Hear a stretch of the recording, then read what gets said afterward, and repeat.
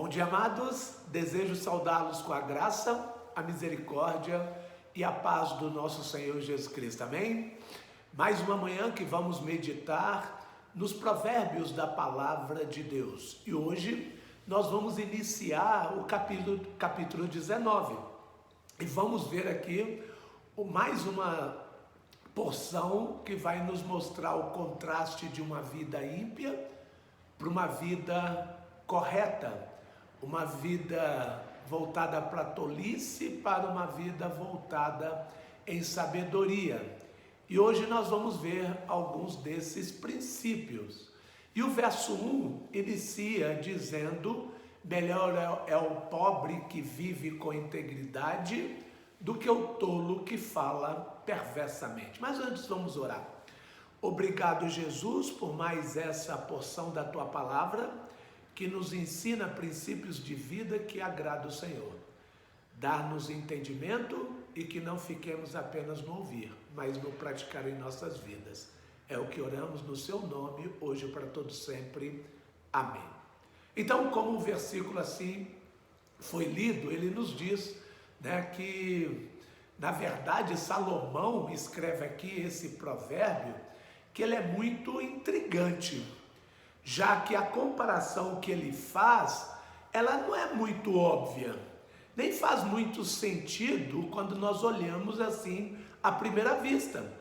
Isso porque ele coloca antes o pobre ao tolo, que ele diz: melhor é o pobre que vive com integridade do que o tolo que fala perversamente. Seria de se esperar uma comparação aqui, entre o sábio e o tolo, ou entre o pobre e o rico. Mas essa discordância é apenas aparente. Na verdade, o que é colocado antes do tolo não é o pobre, mas sim ao homem que vive com integridade. O que no livro de Provérbios é o mesmo que dizer sábio. Por isso, apesar de o texto dizer que melhor é o pobre que vive com integridade do que o tolo que fala perversamente, ele quer dizer que é melhor ser sábio, ainda que isso lhe custe a fartura, a riqueza, do que ser um tolo que enriquece perversamente, já que obtém uma vida próspera, enganando, mentindo, cobiçando e tomando o que não lhe pertence. A lição aqui é a seguinte: a riqueza obtida por meios reprováveis traz, mais cedo ou mais tarde, consequências muito tristes para o tolo, de modo que a pobreza não é, de modo algum, pior que a infidelidade. A Bíblia é frequente em dizer que o Senhor sustenta os justos e fiéis. Uma outra lição é que a sabedoria e a justiça têm um custo a ser pago pelo servo de Deus. Esse custo se deve ao fato de que o crente não pode abrir para si exceções no quesito honestidade, mesmo que isso lhe traga prejuízos, e frequentemente traz, viu, irmãos? Não deve abrir exceção. A honestidade está acima de qualquer coisa. Mas o seu lucro, aquele que vive a honestidade, o seu lucro é a comunhão com Deus e a alegria de testemunhar a provisão que vem da sabedoria e do amor do Senhor. Então, por mais que ele vive uma vida simples, e não uma vida de fartura, por questões ou por meios ilícitos, a sua honestidade está acima de tudo, porque a sua provisão está no Senhor. A sua comunhão com Deus é a alegria, de testemunhar essa provisão. Tudo vem do Senhor. Provérbios 19:2 diz: não é bom ter zelo sem conhecimento, nem ser precipitado e perder o caminho. Não é bom ter zelo sem conhecimento. Salomão quis dizer que nenhuma briga deve ser comprada sem se conhecer e se informar muito bem de todos os seus detalhes e sem haver bastante reflexão. Você não pode entrar num assunto ou num ponto ou numa questão em si sem procurar saber minimamente os detalhes, né? Se informar bem de tudo que está acontecendo e refletir bastante. Infelizmente, o que ocorre comumente é o oposto, não é verdade, irmãos? Muita gente arde com zelo, uma dedicação ferrenha por causas que não deviam sequer ser recomendadas a ninguém, simplesmente por não se informar direito, nem parar para refletir com cuidado ou ouvir pessoas mais sábias. As pessoas têm buscado se arder com zelo nessas circunstâncias, que não deveria ser um meio das pessoas gastarem tanto tempo com essas coisas, ou sem se informar direito, ou parar para refletir. E olha, e defende causa assim ferrenhamente. Portanto, esse zelo, apesar de intenso, é característica de tolos, pois visa aquilo que deveria ser desprezado e rejeitado. Mas por que alguém agiria de modo tão tolo assim? Salomão mesmo explica, dizendo que ser precipitado é o que faz o tolo perder o caminho. Infelizmente, quando o sangue ferve, a maioria das pessoas toma atitudes bruscas e impensadas que têm efeitos destruidores. Mais triste é saber que elas seriam evitadas com um pouco de paciência, consulta e reflexão. Como normalmente há mais tolos que sábios, atitudes bruscas são sempre testemunhadas e sentidas, causando conflitos e brigas por toda parte.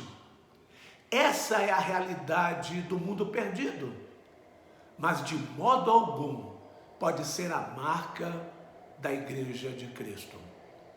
Essas atitudes não podem ser atitudes de crentes no Senhor Jesus Cristo, pois, tendo eles as Escrituras em mãos, não nos faltam ou não lhes faltam conhecimento, nem ensino sobre paciência, reflexão, amor e sabedoria. Por isso, sendo iluminados pelo Espírito Santo e pela palavra de Deus, seria uma falta dupla agir como a tolice do mundo. Sendo assim, como anda o seu zelo, o seu cuidado, a sua dedicação? O que você tem defendido com intensidade e com fervor? As coisas que venham agradar a Deus ou as coisas que buscam os seus próprios interesses? O verso 3 diz: é a insensatez do homem que arruína a sua vida, mas o seu coração se ira contra o Senhor.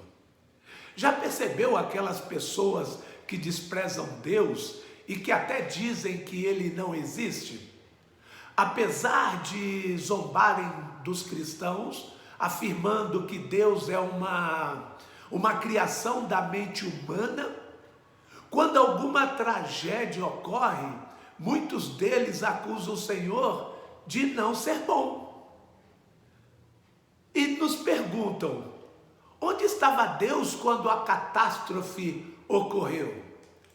Nessas ocasiões eu não penso duas vezes em perguntar: qual Deus?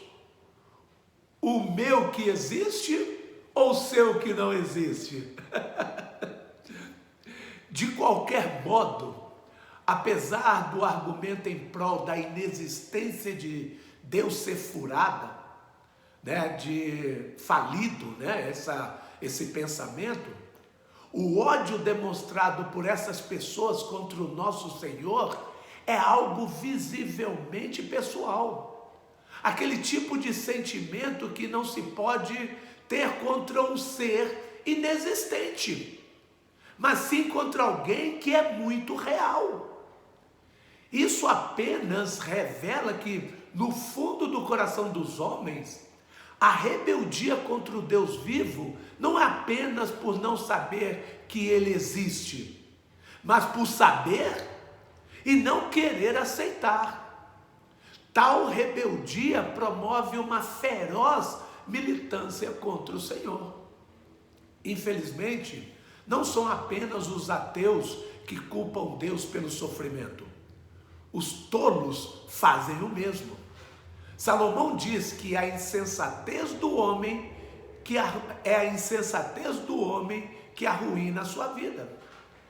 Apesar da palavra de Deus ensinar o caminho da retidão e alertar para as consequências da rebeldia e da insensatez, o tolo resolve fazer as coisas do seu próprio modo, a fim de atender os seus gostos e impulsos. Normalmente, ele só consegue descobrir mais cedo ou mais tarde que as consequências são reais e dolorosas. Afinal, a Bíblia é bem clara em dizer que de Deus não se zomba, pois o que o homem semear, isso também colherá. Gálatas 6:7. Contudo, algo que é realmente surpreendente, mesmo vindo do tolo, é que, ao receber os resultados ruins dos seus atos de desobediência, ele frequentemente transfere a culpa. Em vez de dizer, isso é minha culpa, o escritor, falando do insensato, afirma, o seu coração se ira contra o Senhor. É como ele dizendo, né? É como se dissesse que a culpa é de Deus. Não é minha culpa. A culpa é de Deus. Na verdade, nós vemos isso muitas vezes. Pessoas que vivem de modo sedentário e que, por essa razão, desenvolvem sérios problemas de saúde, dizem, por que Deus me mandou essa doença? Ou maridos que ignoram suas esposas e que depois de divorciados questionam os planos de Deus. Ou alunos que não estudam para a prova e reclamam que Deus os reprovou da matéria, porque Deus deixou acontecer aquilo. Ou ainda, gente que anda com más companhias e fazem o que é errado e ao receber a merecida punição, se queixa que o Senhor não os protegeu. De fato, Deus é soberano sobre tudo. Apesar disso, Ele alerta sobre os efeitos do pecado e da inevitável punição por causa da desobediência. Na verdade, se ignorarmos os ensinos do nosso Senhor para fazer nossa própria vontade ou agradar as pessoas que não prezam pela salvação, pela santificação e pela vida eterna, ai de nós. O exemplo disso é o fato de Jesus ser entregue às autoridades como foi determinado por Ele. Ainda assim, ai daquele que o trai, disse Jesus, enfatizando as consequências da rebeldia, quando ele diz lá em Lucas 22, capítulo 22, verso 22. As coisas que aconteceram com Jesus foi determinado por ele, mas ai daquele que o trair, daquele que o rejeitar. É uma verdade, não é, irmãos? Provérbios 19:4 diz o seguinte: a riqueza traz muitos amigos, mas até os amigos do pobre o abandona.